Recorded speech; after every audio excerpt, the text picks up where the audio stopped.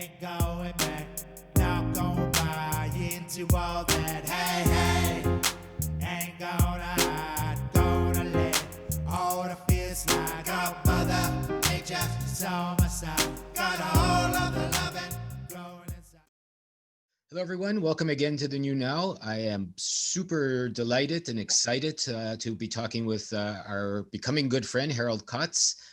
Thank you so much for joining us in the middle of your night. I know it's 1 a.m. for him and it's 7 a.m. for me. So he's up early, I'm up early in both of our respective parts of the world. And today we are going to chat with challenge. What's facing you on the outside, some of the darkness going on in the world, tied into some of the darkness that could be going on in your own life, and how you can take some actions towards understanding those certain circumstances, situations, facts, and make a good life for yourself in knowing where to move next.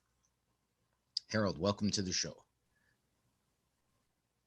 Good evening, morning, whatever it is where the listeners are.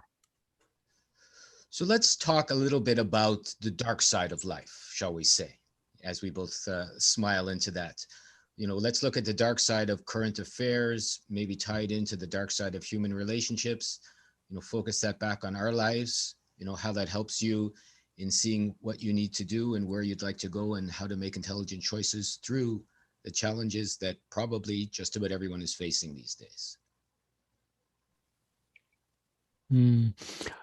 I could jump straight into more meta talk on spiritual qualities of darkness, because just yesterday I had a beautiful conversation with a cousin of my ex-wife. I saw her after a couple of years for the first time, and she kind of was questioning my choices and my path, like, why do you always need to dive into darkness so deeply? Why can't you just have a nice girl at your side that is fun and live your life? And and she did it in a really loving way.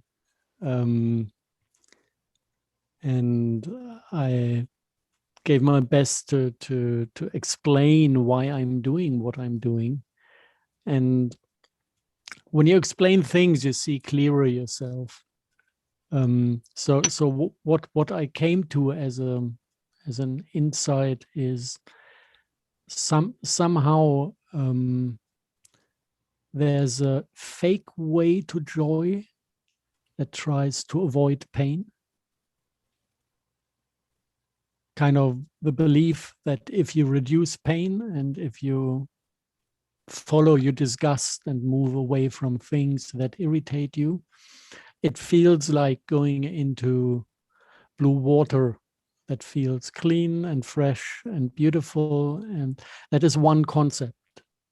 And the other concept is, if you realize, okay, there is something that triggers me, there is something that is not okay with the things I see, there's also a way through it where you go to the roots of the darkness. You realize where your relation is to the things you observe. You concentrate on actually your contribution to the subconscious and bring it into the light, back into the light, so that you can feel everything, see everything, and remember everything. And this always, from my personal experience, brings you to one and the same state of, not that things change immediately, but the suffering from it stops.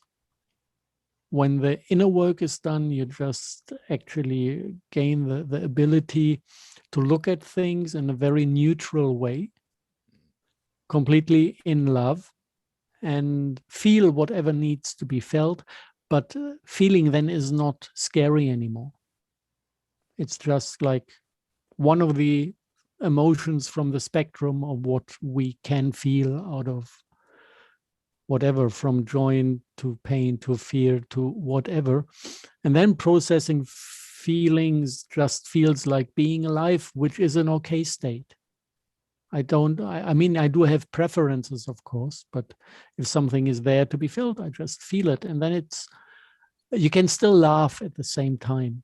This is the beautiful quality of having a cleared spirit, that emotions always come mixed. If something is said, you still can see the funny side about it or the humorous side of it and laugh at the same time. So it's a much more rich spectrum of human emotion. As long as we are in denial and try to escape, we are in this mental state, and then we just have the mental representation of the feeling or of the emotion, which is singular. It's just that, and then it's just scary or just painful. And I really learned to appreciate that other state that is always having the full spectrum. And then nothing scares anymore. Then things are just what they are. And sometimes it's up to your decisions you made and you need to go through that. Sometimes you can just observe other people making other decisions, going through their stuff. And it looks like what they created for themselves and what they actually need to wake up. And then you can just sit there, be in empathy, and let them make their experience if they need it. So this is kind of my abstract approach to darkness. It sounds to me like it's a direct answer to a lot of the questions that I've been asked, and perhaps you've been asked over the years. And why is the world the way it is? Why do I have the challenges I have? Why are these bad things? Why did I have a bad relationship? They could be what we've asked for in order to grow up. The harder the challenge, the bigger the reward. And as you said, having humor through the challenges and the darkness is beyond a useful treasure, let's say, especially what's going on these days in the huge challenges. We talked about it briefly a little bit before we went online here. That's going on in a lot of people's lives. Is this what you told your cousin? Pretty much what you just told us when she asked you why you delve into darkness? Yeah, kind of. I was a bit more spot on with the second attempt to describe it. But yeah, this is what I told her. And she was okay with it. I don't know if she's changing her choices, but at least she got my point. At least she looked like. It's kind of went back, like before we started talking, I was going to ask a bit about your past and, some of the studies you've done, into the alternative ideals of energy on the planet. We talked a bit about Morgellons before we went on, and a bit about, obviously, I don't want to say you're famous. You could say you're infamous from some of the Black Goo talks you've done, a while ago, which, allowed me to understand at the time some of the divergent nature of energies that are alive on the planet or dead on the planet, as the case may be. And, I was always curious as to how and the why you got into those sorts of studies and explorations for yourself. Because, obviously something like that doesn't just, you don't wake up one morning and go, I think I'm going to go, study, this kind of a Black Goo in the planet from asteroids or what have you. I mean, how did that all come along? And perhaps you could let us know how to tie it into, what we've just talked about in facing darkness and seeing what's going on. And I would say it's a great idea, finding the humor in all of it. I don't see how we could close that loop, but maybe it closes when we just try. So we're going a bit into free energy now. It's a fun topic, actually. It's a beautiful one. Okay. It's ages ago, but it's a good story to tell. When I finished university, I applied for jobs like everybody else does. And I got two types of letters back. Either you're completely overqualified or we can't see your qualification for this job. So it was always one of the two. And I was doing this for 3/4 of a year. And then I just quit. I said, okay, there's no place for me in the establishment, so I need to find my own. And so I got into treasure hunting on the Philippines. Really? Just an opportunity that popped up. Yeah. Wow. Yeah. Not as adventurous as it might. I was the media guy. I was doing the book describing the adventure others had but I was part of the team, kind of. Did Wow. some financing and some research, and this treasure hunter was quite nicely in the Berlin networks of fringe people, and we had a full moon circle meeting once a month, organized by a guy from Syria. And you could get to know all sorts of strange humans over there. There was not a single normal human. They were all doing kind of freaky stuff, like going into the box saga or whatever. And the guy organizing it told me about a story from Syria that when he visited home, he comes from Syria. He met a farmer, kind of tiny little farm, just to self-supply the family, and he was producing women's shoes. And one day on the way back from the field, something hit his head, and he said it was like an energy ball going into my brain, and then I had to sort it away, and I put it on a thought shelf, and it was bugging me there because it didn't disappear. And then he had the bright idea to unfold it. So he unrolled that ball, and what he saw was some sort of a vision, seeing a huge machine with a water vortex caught in a metal pipe, sucking up seawater from the bottom, twirling it up by centrifugal forces. And he saw that thing self-accelerating and creating anti-gravity. So the water was streaming up the pipe, and then he had a normal turbine-based power plant turning the water falling down again into electricity. That was his vision. And he said this machine is going to wipe away the fire from the planet, the fire technologies and the war. And because wiping away in Arabic is Messiah, he declared himself to be Al-Messiah, the wipe-awayer, which is the same word like Messiah. Right. So, and for me, that I was still in the film business back then. When that story came to me, Hey everyone, we're back. We had a bit of a breakdown in communication. Who knows what's going on as we started talking about some of the esoteric things that Harald has explored over the years. But I'd love to hear more. It left me hanging quite literally in the exploration of treasure hunting and alternative energies and visions of people in small parts of the world. So please continue, Harald. Yeah. Okay. I felt obliged to check if something can be true about this vision. And I found out that physics has no clue what's happening in tornadoes. It's the best, most similar process to that machine he saw is a tornado or even a water hose when the tornado sucks water in and pulls it up 300, 400, 500 meters. Normally a column of water should disrupt and fall down again after 10 meters, which is 1 bar, because then gravity should pull everything down again. But no, the water goes up. So that was something that looked like anti-gravity in nature. So I realized physics has no clue. Then I did some research on why don't they have a clue. And this is because the entire concept of negentropy is completely canceled out of mainstream science. And I started to really deeply dive into fluid dynamics and MHD, magnetohydrodynamics, to check all the different things happening in water, especially when it comes into a plasma state and is getting What's negentropy? Entropy is what we observe. Everything is losing order. Right. And negentropy is the opposite. If things spontaneously build up order. Okay. Yeah, like a tornado is a highly ordered thing. Oh, okay. It's symmetrically, it has a shape, it's stable, and it appears out of nothing. Okay. So this is a typical example for negentropy. you can observe in nature, or cavitation is a beautiful example of negentropy.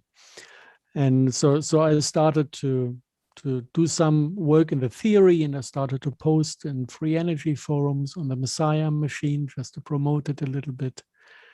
And then I got in contact with lots of labs in Europe, more garage style, that actually work on technical solutions using this negentropic effects in water vortexes. And it looked like this Syrian guy was spot on, because he described exactly the correct resonance frequencies where you can harvest energy. He was naming distinct sizes you need to build to be in a resonance scale. This links into global scaling theory.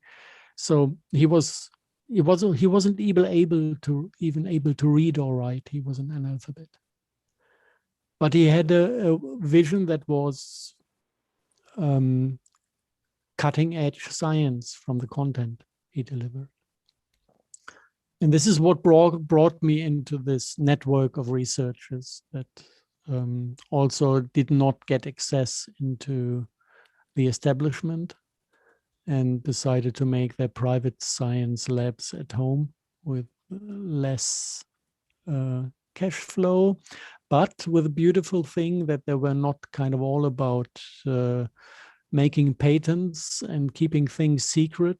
The networking was more about exchanging ideas and sharing freely, which led then over the years, from what I could observe, to the completely weird thing that those not financed garage technicians were like 30 years ahead of university science in development. We people stuff like light ion plasma anti-gravity engines working on their first flying saucer, and weird things. They exist, but those people never go into public because they know that you would not survive at that point. And then over the following years, I was with like 4 companies who tried to bring something to the market, and they all got destroyed.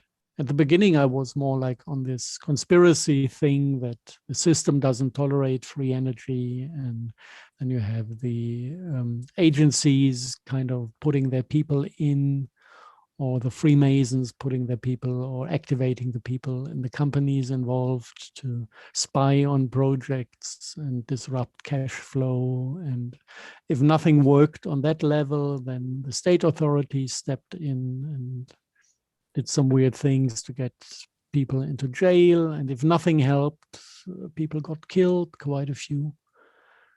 Mostly, luckily, just the people that were above me in the corporate hierarchies. I was kind of always not important enough to get on the blacklist on that level.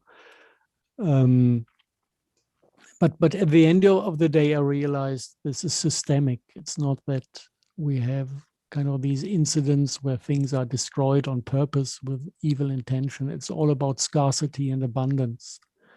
And we're living in a society that is completely based on scarcity. Everything is priced, and once it's priced, it's getting scarce because you need to pay money for it. And if you combine abundance with scarcity, you get like a matter-antimatter reaction. It needs to make boom. And either the tiny little portion of abundance goes away, and then there's peace again, or if this should be different, it's going to be the big boom, and then the system is going to go away, because the system cannot survive a true source of abundance, because everybody would run away from scarcity if it's allowed to exist. So it's a systemic thing, and from there I kind of stepped out from the scientific research and got more into the philosophical, spiritual aspects of things, and said, okay, let's first create healthy humans that are capable of understanding what abundance is from their spirits. And then it's going to be time for free energy. So that was kind of the circle I turned. And I took a pause to take care of the other things, more about healthy agriculture and healthy climate engineering. And then looking at the unhealthy climate engineering. And just now, like 10 years later, I'm invited back into the scientific part.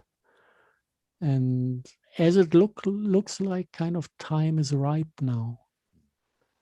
It's suddenly things get possible and gain momentum. And I guess we will see things soon. It seems when there's the pressure to move, or when current life becomes untenable, unhappy, you know, the stress of the day, which is obviously increasing moment by moment for most of the people that are watching this and are alive, they start looking for alternative means of, you know, creating or being or existing, because well, the ones that are currently being offered are horrible. You know, it's a good, I mean, it's always the way you look at things. In the Bible, they said nobody is going to be allowed to buy or sell unless he carries the mark of the beast. And we are in this process now. The mark of the beast is all the things connected to Morgellons and vaccinations. And whoever has no vaccination passport is not allowed in our country, or at least in Brandenburg, the part of the country. You can't go to work unless you get tested, and the test swabs are infested with Morgellons. And you can't enter a shop to buy food unless you wear a mask, and the masks are infested with Morgellons. And you can't fly anywhere else unless you get vaccinated. And the vaccines are full with Morgellons, and also from the latest findings with the cross-domain bacteria that then transform the human blood into something no doctor has ever seen on this planet. So this is, for me, this is the mark of the beast. I think all these chipping technology where you get hardware implanted or tattoos, this is just distraction. The mark of the beast is biotech. And now the people who are still sane and who don't buy into this agenda by just giving up and saying, okay, I'll carry the mask, I take the vaccine, just have a normal life again. Which is funny because every TV series produced in Hollywood, it's all about superheroes dreaming about having a normal life. Did you realize that? There's not a single one where this does not appear. And at the end of the day, they all want to be normal. So they make us identify with a superhero that wants to be normal. And we're just laughing our heads off when it comes again, you know, sitting in front of the TV or the video recorder and waiting for the moment when they again want to be normal. I lost track. Becoming normal. Okay, everybody who is still sane and doesn't want to buy into this madness and get infested and agrees to be transformed into biorobot, they will be excluded from daily life. And they will need to find solutions. And this is beautiful because this is exactly what I have been waiting for all those years, that people come to the point where they realize we need to live our solutions actively. We need to grow our vegetables, become self-supplying in food, make our own electricity. And if you're not allowed to buy or sell anymore, or if you are chucked out of your job and don't get cash flow, the day will come when social services will also depend on whether you're vaccinated or not. You can already smell it.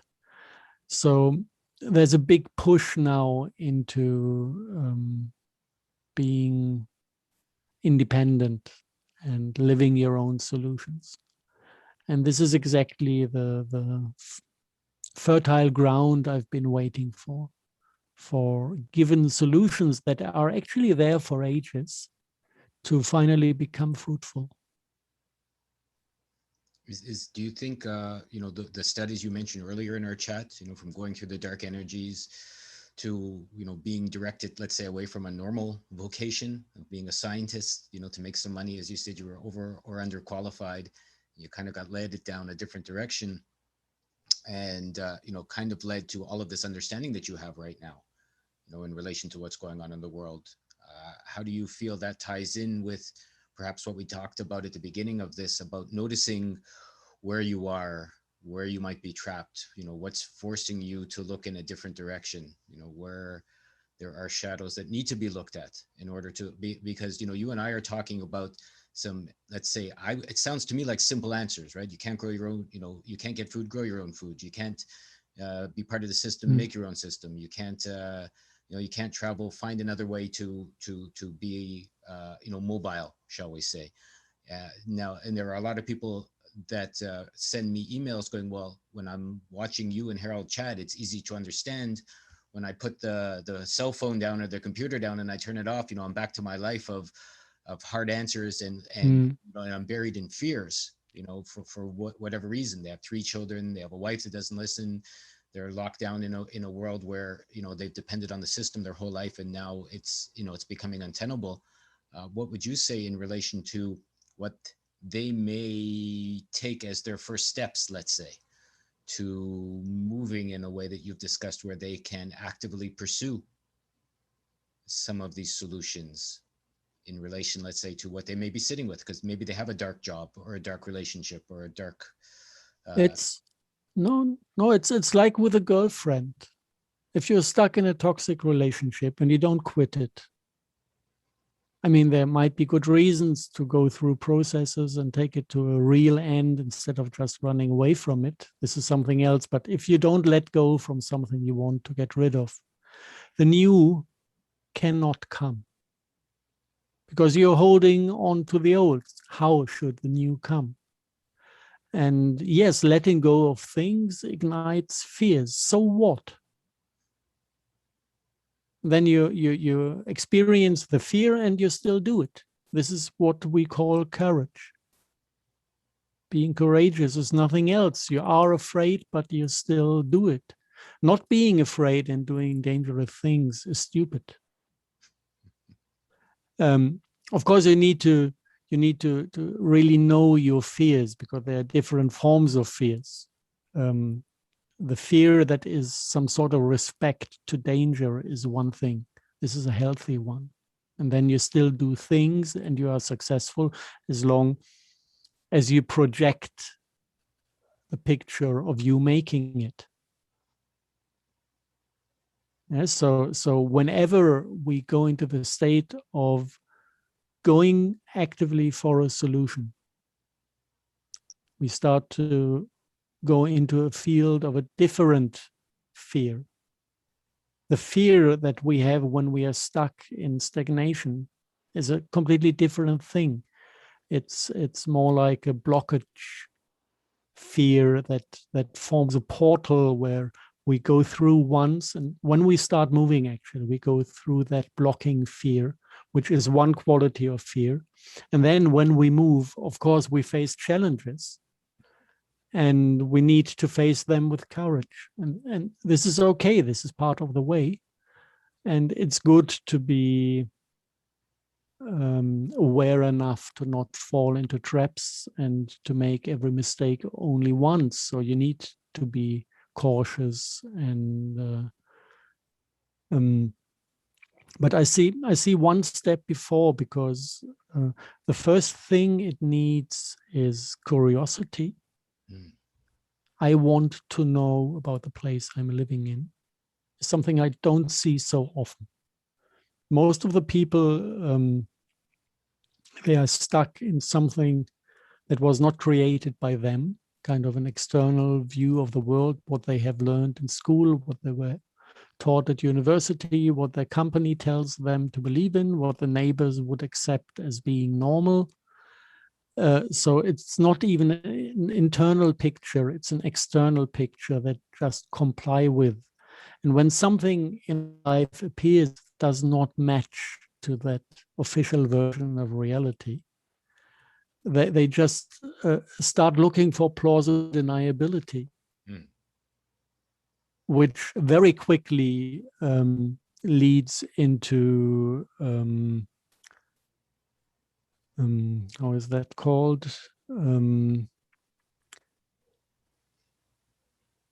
There's a term to it, when you completely blank out and don't see things anymore.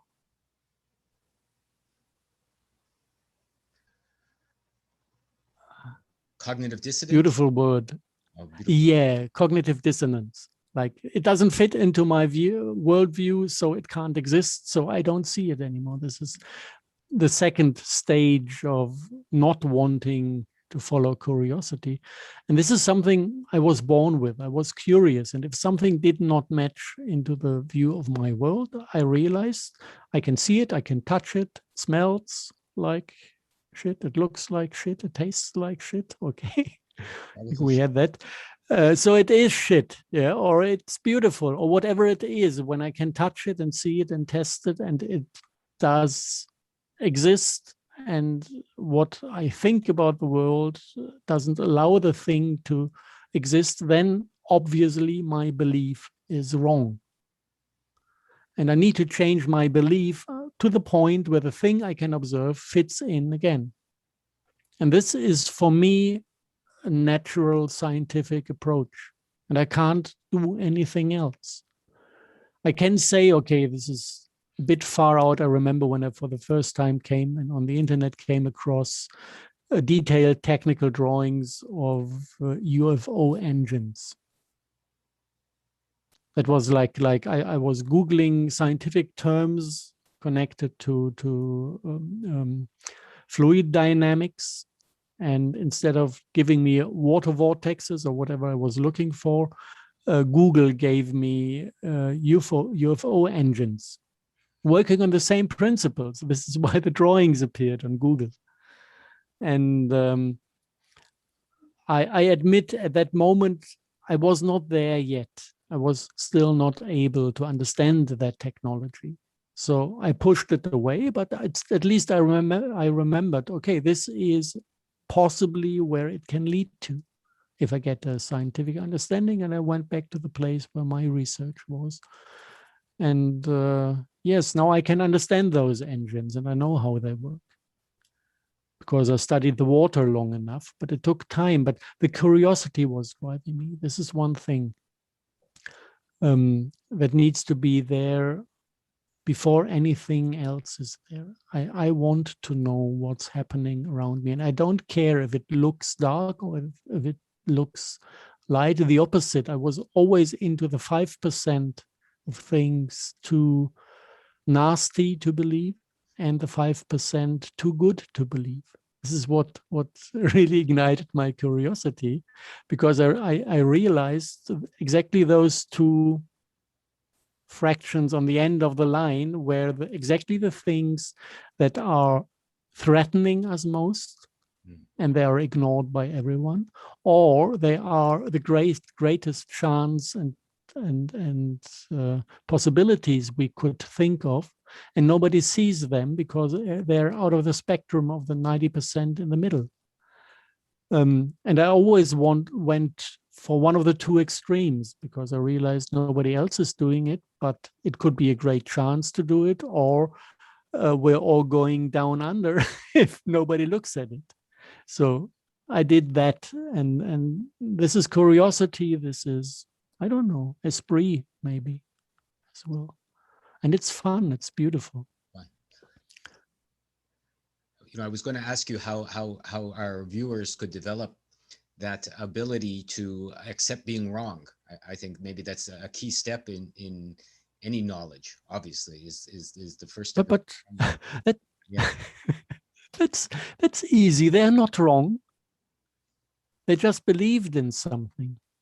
It was never their reasoning from the very beginning. They were taught to believe something. And the ones who did that had an agenda, or were stupid, or were also just misled by belief and forwarded their belief. There's nothing to be ashamed about. When I learn something at school and I believe what I was taught until I see it's something different. What I would be ashamed of if I see that it's something different and I still get stuck in my old belief and don't change it. This is poor for me as a human if I do that.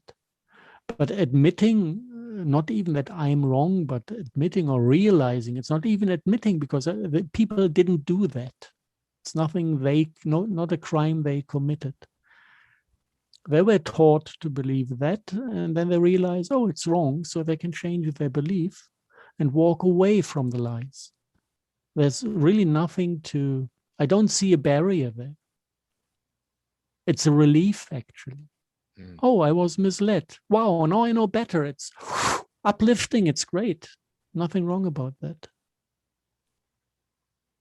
It makes you a bit insecure because some people rely on the belief that they know. And if they realize, okay, I don't know because what I believed was wrong, then they feel less educated, maybe. But this is not the education I would appreciate for myself. No, this is not the quality. Pardon? How do they develop that core? I mean, I do understand what you're saying, and it's a great way to look at it. I must say, not that you're wrong, but that you picked up a belief that wasn't yours, so drop it. And you don't have to feel bad about it because it came to you from, let's say, an unloving source. We'll put it politely, or maybe a source that didn't care about you, or like you said, had an agenda, or was just misled as you were to that point. Or they were misled. Well, how did you develop your core to be able to stand and laugh at that?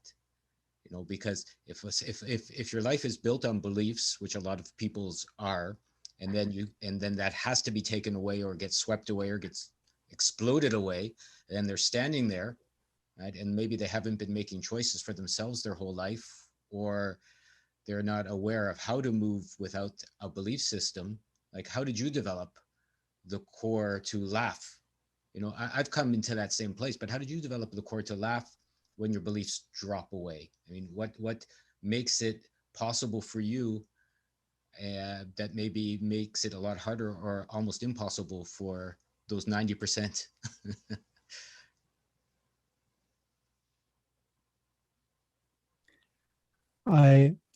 It's a good question. I'm not sure. For a while, my answer would have been that I acquired that being active in free energy forums, because you try to discuss things with other scientists who are working on solutions, and then you have 50 to 90% trolls and people who just go there to make fun of you, to devalue you. And as long as I somehow identify with their perspective and their judgment, this is extremely painful. And you can't work like that. You're looking for answers, you're exchanging ideas, you're building theory with people who are like you, but you need to read all the posts. So 90% of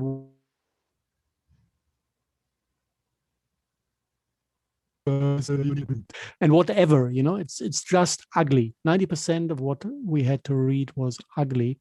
And I was friends with a lady in Germany doing the German Free Energy Forum. And she already spent 8 hours a day to sort out spam and attacks that were conducted against the forum. But still, it was ugly. Or having people who pretend that they want to learn, and then you spend 2 weeks writing 3-4 hours a day just to them to bring forward ideas. And then it turns out they were just sat there to waste your time. No other purpose, just wasting your time. And then they fuck off with a laugh. Oh, I tricked you. So that was really a beautiful training to focus on the core things. What do I want to achieve? What do I know about myself? And all the other rest, what other people think about me, what other people talk about me, I cannot afford to let that get through to me unless I feel it's really coming from a loving source. Somebody from a loving source says there's something you make wrong, but then I can feel it's for a better. He's trying to help by pointing out something that from his perspective looks not perfect. And then of course I should question myself, but this is not like most of the communication we had there. So I learned a lot through that experience. And I learned a lot by the successes we had.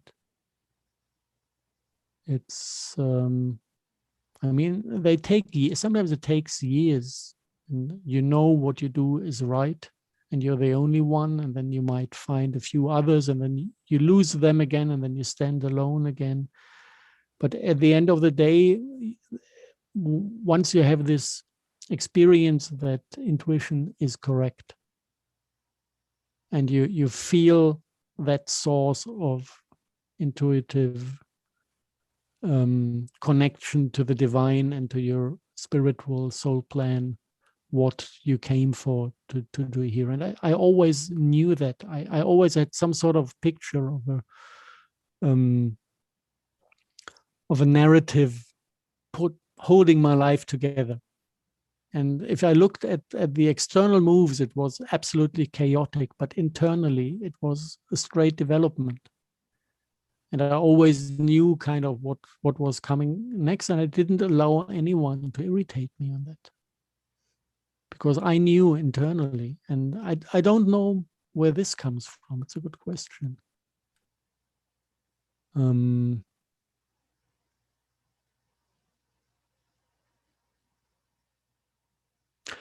Maybe I have it from my father. He also did his thing, mostly kind of standing free, leaving when he realized he's in a not fruitful situation.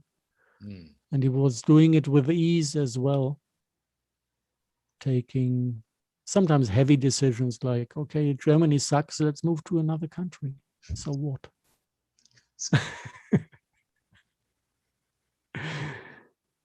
Yeah, this is how I made my path to Israel as a child. Interesting. You know, it's always the huge challenges that maybe influence us when we're even 3 or 4 or 5 years old that we don't know and come back, 20, 30, 40 years later and help us laugh through the challenges. I mean, I personally think it's how we could take this talk even full circle. I mean, the challenges of the day are as hard as they were, let's say, Germany during the war, or all, you can list 100 different circumstances for people all over the world that are life-threatening, you could say. It's more the pre-war time. Like we have the power grab of the same fascist circles worldwide now. And it's like the same question: how do I react when I see things getting ugly? And when I see borders crossed and people not respected and legal systems corrupted into a totalitarian regime.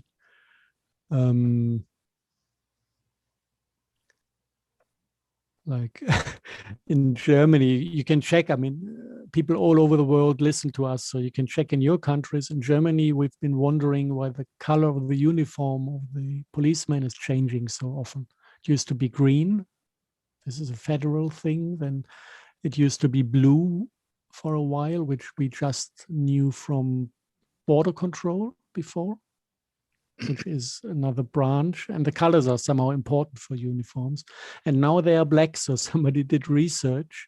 I didn't check it yet, but he said that actually the central command of the German police was moved to Bavaria, unified in Bavaria, and it was put under maritime law to be turned into a company, and then the company called German Police was sold to Blackwater. And this is so much SS And I already wondered why Blackwater was flying in like 8,000 mercenaries to Germany a couple of months ago, because I didn't know what they were supposed to do. But of course, if they take over the German police, they will put their handlers in. So this is really a fascist power grab. And we are now in SS status again. And we're not allowed to leave our home after 9 in the evening. And people without vaccinations are not allowed to go to work in Brandenburg. And if I look at this, it's kind of a nightmare evolving. And I wonder how people will react to it. There are really different options. Even I'm struggling with. Like wearing Morgellon-infested masks and getting myself tested with Morgellon-infested swabs is no option. I'm not doing this. So I got myself a carpenter's mask because I want to go shopping. And it looks so alien and as if I'm doing more than necessary, that nobody till now told me, but you need to wear a FFP2 mask. If you just go with a cloth, then you're not let in. So that works kind of, but it's like avoiding the conflict, avoiding to stand up and say no. Yeah, so, and I guess every single human has his breaking point where he realizes this is now going too far for me. You're not doing this with me. It's like in a relationship. If you're bullied by your partner and you realize this is toxic and I don't want this behavior anymore, at a certain point you get angry. This is a healthy reaction. And you will not let your partner treat yourself like this anymore. You just say, stop. Stop or I'm out. And this is the option we have. I mean, if we experience a mass exodus to the last countries that don't have this fascism, and if people go over the border like they did during World War II, whatever works, works, just fleeing from fascism, it's a sign that cannot be ignored. Like the people fleeing from GDR could not be ignored. And they built the wall and they were shooting them, hundreds of them, while trying to flee GDR. But it was a statement. I need to get out of this madness. And they might close the borders, but the people fleeing the GDR brought down the GDR. So it works. Maybe we can go into the fear that there's not going to be a place left over to flee to because it's worldwide, then it will need other measures. I don't know yet what it is. Definitely never giving any cash to the government. Paying taxes, no go. And it's no problem because when you self-supply, most of the things you turn are internally, and you just need a little money for the few things you can't produce yourself. I build my own furniture, I fix my own house, I grow my own veggies. The only things I actually need to pay for is electricity and water. And I'm working on my own wells as well. So, but at the moment it's still more expensive to pump and pay electricity than to buy the water from the village. So I'm lazy on that point. But it doesn't take much to reduce your needs to a point where the state doesn't get anything from you, and you still live a better life than before because you self-supply, and the quality you couldn't afford even with the job. So that's a perfect solution. And people need to move away from the system. And this is a challenge because we forgot how to survive. I always see this beautiful book of 1,000 edible wild plants. It's good to have that in mind, when you really take it to an extreme. And you will never, ever have lived so healthy, like when you need to switch to just wild plants for food or even go breatharian. These are all options, you know, and you just starve if you believe you're starving. I did a month, nothing happened.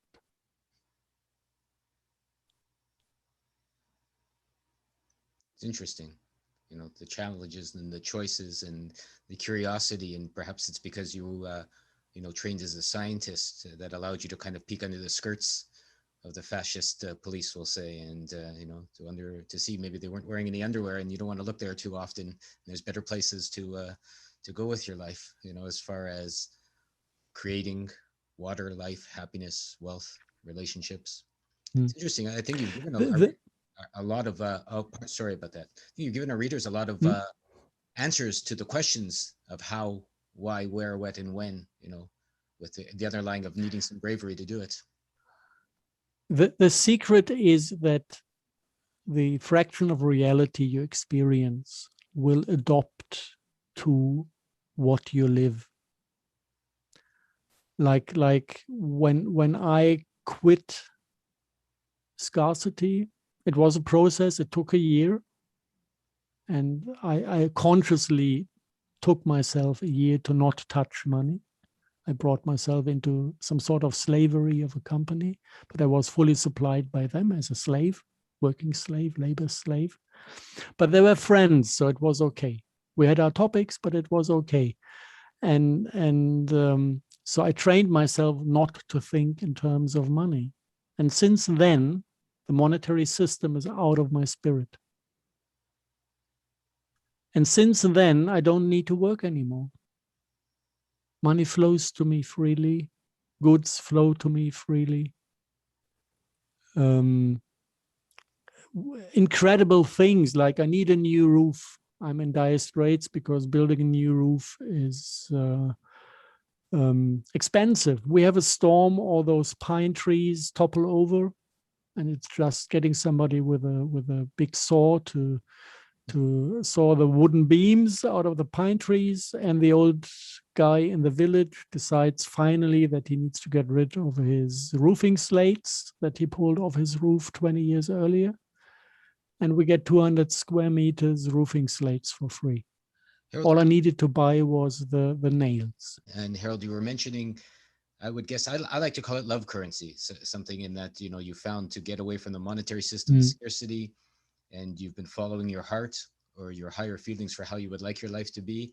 And it seems, as you said, the world is starting to look after you in this narrow band of a different sort of conscious reality, which could be looked at as love currency, let's say, following your love. And you mentioned getting your roof.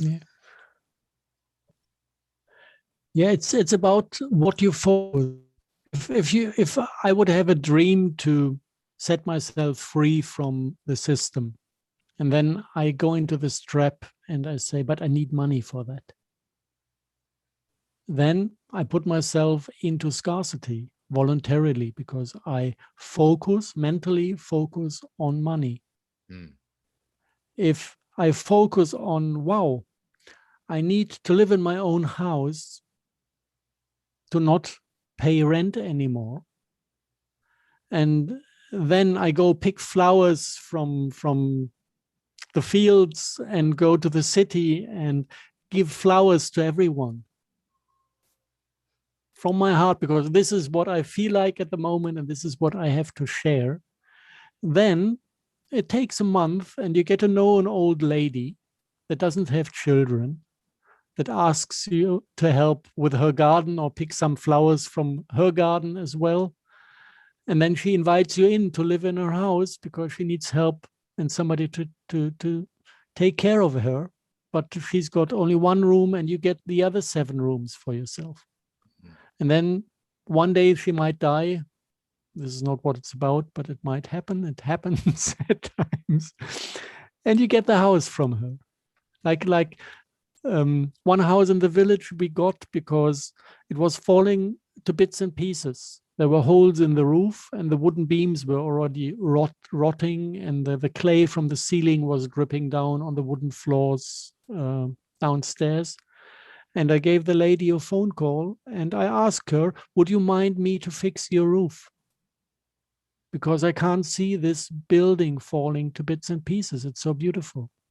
This is what I told her.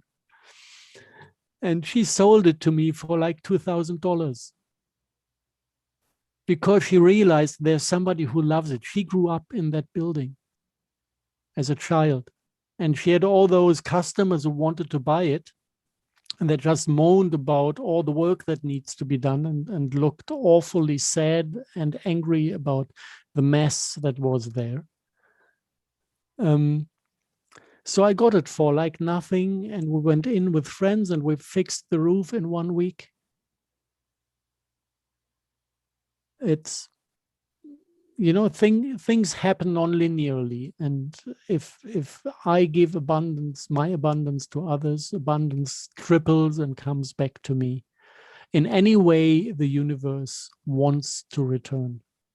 This is the law, like money is Babylonian black magic from the origin, magic that puts us into scarcity. This is the flip side of the cone. It's the abundance magic of the universe that was canceled out by this Babylonian magic.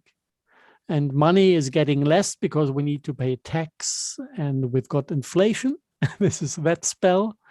And with the abundance, it works exactly the same way. If you give freely, you get back 3 times more of what you gave.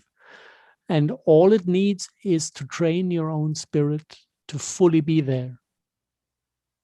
And it's very, very, very vulnerable, even if you give to somebody that is greedy and you think it's about the giving. It's not about the giving, it's about the joy in giving. And if you give to somebody that is greedy and doesn't respect the gift being thankful, it's destroying the joy, and then scarcity comes back because the joy is gone. So it's all in us, it's all our choice, it's what we decide to live, and whatever we live is reflected back by the universe. And this is 100 times more reliable than the laws of the German state. Or any state. And it covers all fields. It covers the monetary field. It covers state authority. I don't meet them anymore. I don't see them. I don't meet them. They don't see me. They don't meet me. We are living in separate universes. It was not always like this. They used to pull me out from the highway every now and then, because I still had some sort of anger in me. And it was something they could feel, or the universe could feel, and sent them to me. So whenever I was driving down a highway, police, patrol, please, out. And then I started to laugh, but there was arrogance in that. As long as I was frequently pulled out, my laughing was out of a very arrogant point of view, because I didn't take them serious.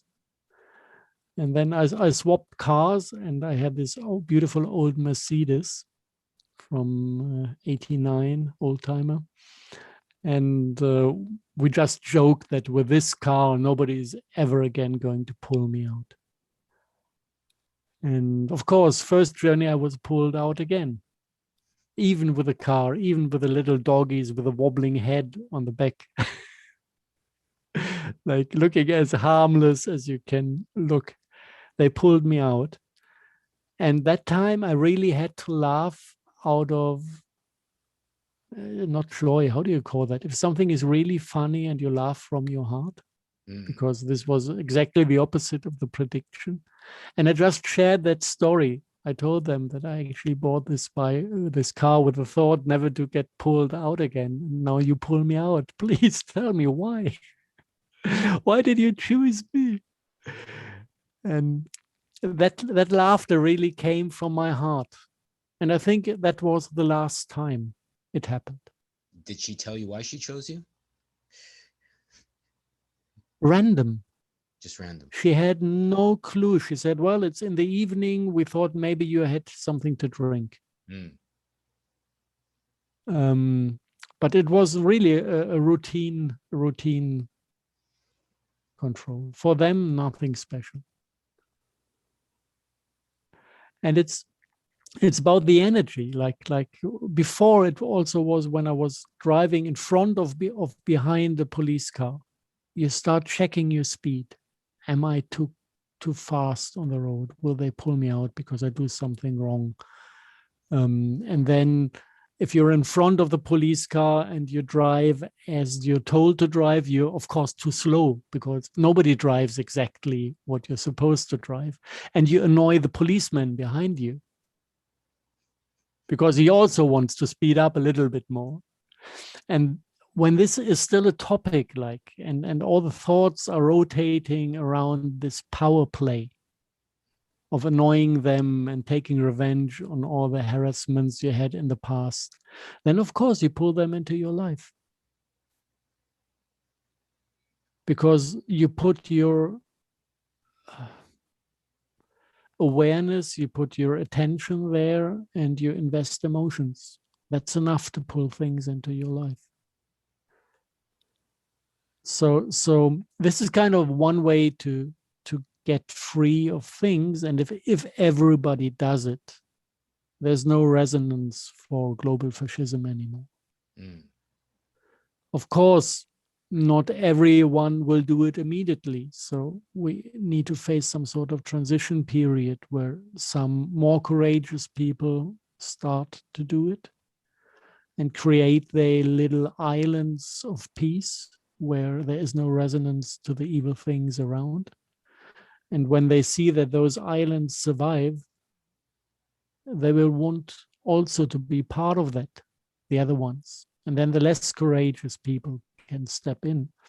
And this is a process, and it will take a couple of years, but I can feel it happening. Me too.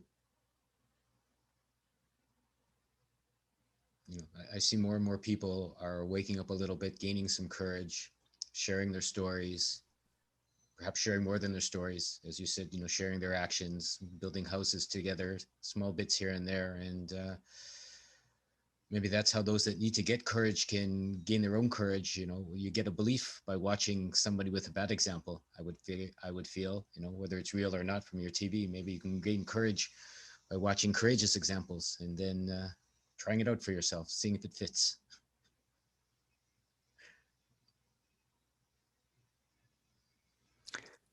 Yeah, but courage is not about conflict. We have a bad picture of like courage is not going to the town and throwing stones at the policeman. This is evil. Because they also have their story, they come from somewhere, they go somewhere, and they're just in the state they are at the moment, like we all were in states at times, and throwing stones at them does not change anything. I remember pictures from Munich where the people demonstrating were holding paper writing with the writing on it, policeman, we need you, or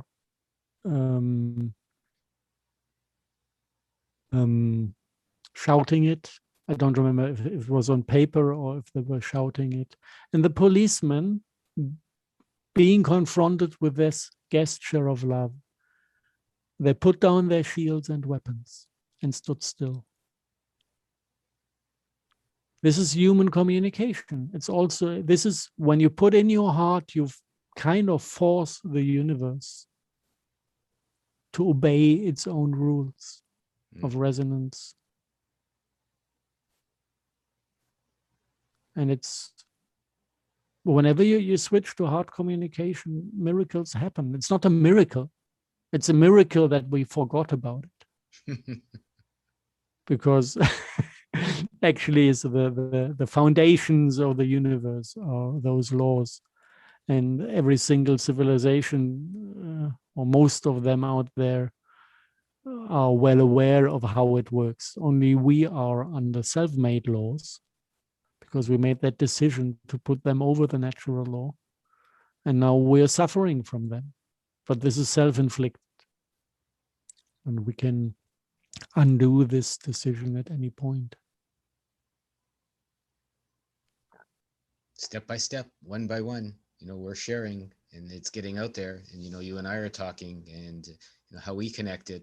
I found an email I sent to Harald from 5 years ago when we first more or less communicated a little bit here and there. And it's kind of what inspired this topic, in that I looked at how my life changed over 5 years.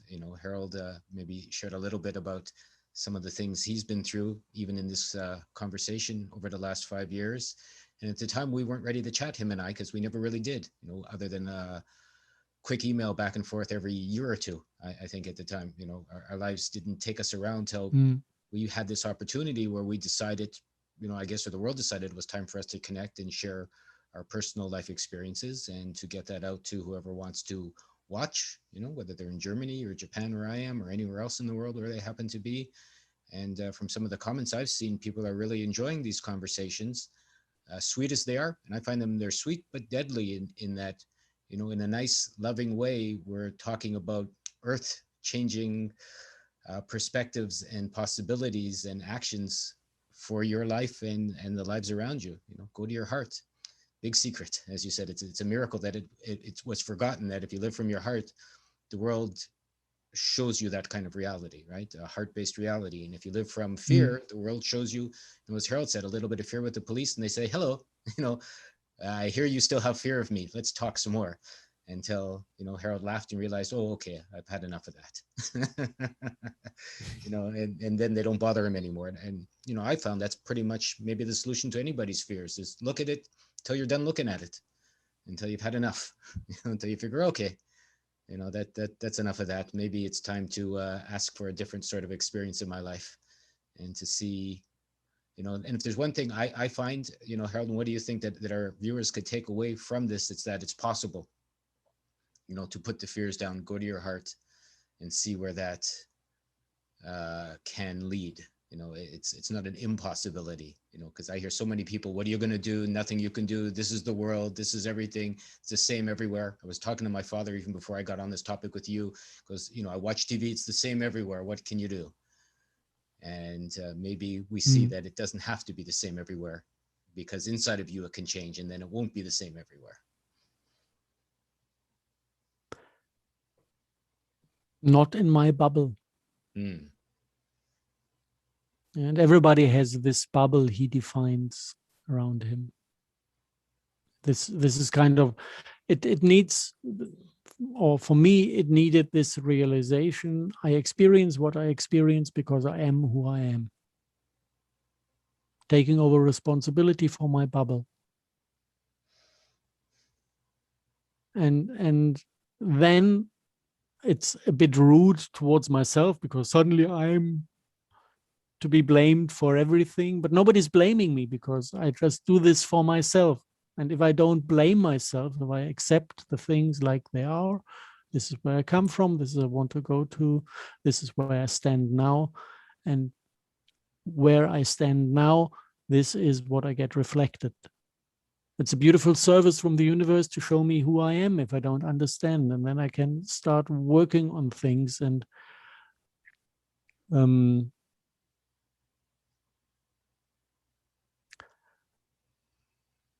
the only thing that really is difficult in my observation from myself and other people is this willingness to go through pain on the way of healing. Most of the people avoid pain, but pain is what connects us to the things we lost. And only to voluntarily go through the pain of those injuries and losses is the way to reconnect and bring back in what got lost. And I mean, I've been doing quite a bit of healing work in the last month or year. And it's tremendous how much of a human can get lost on the way, like in the meaning of soul substance. Experiencing something that is too tough to take it, and this aspect that suffered too much, whoop, it's out, it's gone. And then you have a victim reincarnating a lifetime later that is experiencing exactly the same thing, or the flip side of the coin thing, just to be able to experience something ugly enough to reconnect to what he lost with the attempt before to pass the exam, let's say it this way. It's all about learning experience for us, for the higher part of us. So reconnecting to the original trauma is painful, but taking this pain on consciously and diving through it is exactly what connects us with what got lost. And I see this actually is the part I really have respect for when I see people doing this by free choice. Most of the people prefer life to do this to them. Most of the people wait until the fascist government takes control and injects them and tortures them and takes their freedoms, so they are the ones to bring the pain. But this is also just a reflection of the state they are in, because they are not willing to take over their own pain voluntarily. So the universe is exactly showing that aspect in the outer reflection of it. And then they are forced into it by life.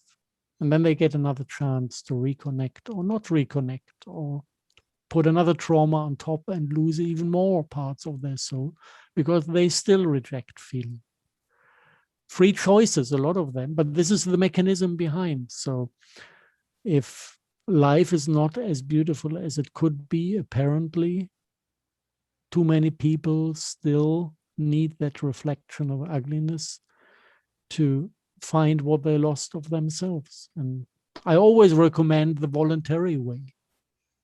Or if it needs a healer as a little help to get access to things, you can also ask for the help of a good shaman or gifted healer to get you through processes of reconnecting.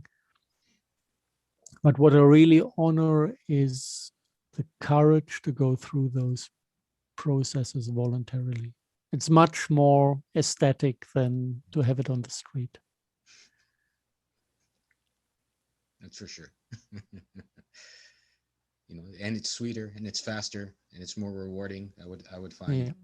Then you get the opportunity while you're still alive to, because for a lot of people, that happens when they're older in life, when maybe they're too tired or too broken down to do something about it, and they get humble, but it's in some ways too late to change. If you do it while you're younger and you accept that pain and you go through it, as Harald said, then you still have the energy inside to make something different of your life, if that's what you want to do. It's a beautiful thing. And it can be with life, but it can also just be your physical body. I remember that I was suffering from back pain for most of my life. And I always was trying to avoid the pain, like move in a way that it doesn't hurt, sit in a way it doesn't hurt, lie down in a way. And the more I tried to avoid it, it worsened.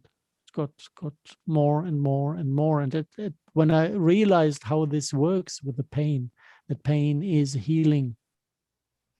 We should use only one word for those two, actually. When I realized that pain is healing, and the next topic came that was connected to a back pain, I just went to sleep at night, said, okay, instead of looking for the most comfortable position to sleep, I'm going to look for the most painful position to sleep. And I'm going to stay in the most painful position either until the sun gets up again, or I set a limit 7 o'clock in the morning, I'm going to quit. And it took from, I don't know, 10 to 6:30 in the morning. The most severe pain I ever went through in my life. And at a certain point, I think I dissociated because things really got weird around me. My self-perception got completely weird. So I think I dissociated from that pain. And at 6:30, it went away and never came back. So beautiful example. Like what is better, having one night of conscious pain or 3/4 of a year of a pain that is harassing you from morning till evening and stops you from living your life? I think the night is the better choice. It's a good analogy to an entire life in that one short story. Better to face the pain, over a short period of time and get on with your life in a beautiful way than to be running away from it to your last breath. All right, Harald, I think we've gone over an hour. It seems like it could be a good place to stop here, helping people get over the pain and face what they need to face. I think we answered the question we asked at the beginning. We've gone full circle. Maybe we didn't cover every topic, but we certainly covered quite a bit on how to gain courage, how to face yourself, how to be curious, and if you're, how to face the challenges, what love currency could do for you, how you can go through the craziness of the fascist state that seems to be popping up everywhere, perhaps even how to find the humor and laughter in all of it, knowing that if you do the work, I would say you can make a good life for yourself. And it's only the challenges and the pain on the outside that's maybe trying to show you what you need to look at and to connect with on the inside so that you can heal yourself. And in healing, I haven't seen a single pain that was really healed that did not turn into laughter at the end of the session. I'm laughing at my own paper. I hear what you're saying, Harald. It's the truth. The hardest things become the funniest things at some point in your life. It's an interesting contradiction in being alive, because there's nothing that feels better than when your heart starts working, nothing that feels better when a pain goes away. Perhaps it's why we ask for them in the first place, to have that feeling of getting over them, because then you begin to feel superhuman. Yeah, the laughter processes the real change in the body. The pain is just the pain of reconnecting. And when the reconnection is done, and then you come into the laughter, this is what is readjusting your entire internal order. This is why you need to shake your organs to adjust the tension patterns between the organs to adopt to the new state of spirit, because you bring in things and they need space to live in you, and they need a different geometry to have that space. And this is what the laughter does. This is why it's shaking the body. But it's really fun at the same time. I think that's a great thing to share with people. All of this, it's actually fun. It's fun to face your pains. It's fun to face your challenge. It's fun to go through all the nonsense. It really is, as hard as it is at the time, I found anyways, and it seems Harald is as well, that in the end, it's a lot of fun to grow up. It's a lot of fun to be curious. It's a lot of fun to take responsibility for your life. It's a lot of fun to go through whatever you need to go through, because, what else are you going to do? You want to live like someone afraid their whole life, or, have some fun. I think, is there anything you'd like to do? So now we can close the conversation with fun instead of with pain. There you go. Better end. We'll close the conversation with fun. I want to thank you so much, Harald, for being with us again. I enjoy it like crazy. It's a lot of cathartic information for myself as well. I hope the viewers are also enjoying it. Please feel free to comment, subscribe, leave questions, ask something you wish of myself or Harald. Go to his website. I'll leave the link below. If you have anything that you want to share with him or he wants to share with you, I'll ask Harald if he has any other links and any other information we could connect to as well after this. And any final statements, or we'll just leave it with the fun? Leave it for the fun. Okay, we'll leave it with the fun. Thank you so much, everyone, for joining us. I hope to see you all again very soon, and I hope to have more chats with Harald as we can connect. Thank you again for being here. I love you all very much. Can't make me lie to my heart. No one tells me where I should start. Freedom